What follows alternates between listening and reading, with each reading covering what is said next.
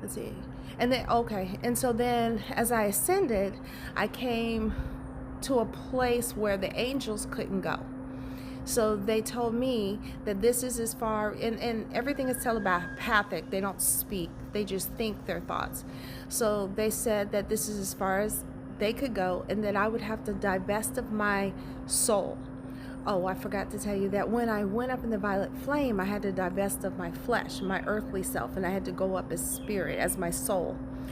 But in order to reach the highest throne room of God, I had to divest of my soul.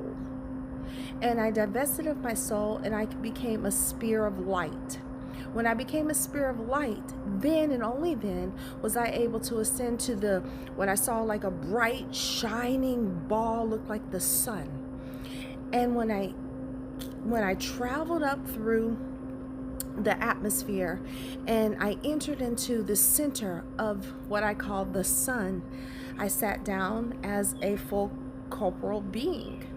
So I sat there and I awaited to see someone that would give me instruction and understanding.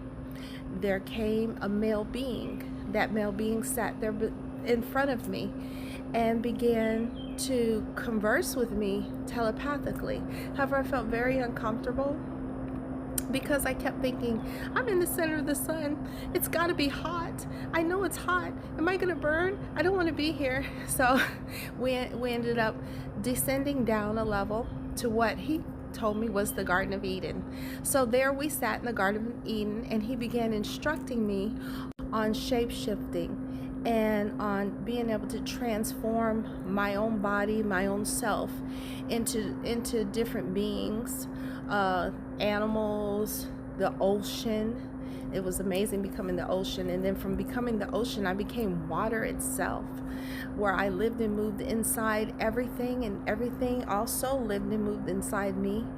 And so he taught me what was called spiritual alchemy, which I didn't have a name for before. When I was experiencing it, all I knew is that, this is what I was experiencing. Later, as time went on and I began studying and trying to understand these visions and these experiences, then I was able to put words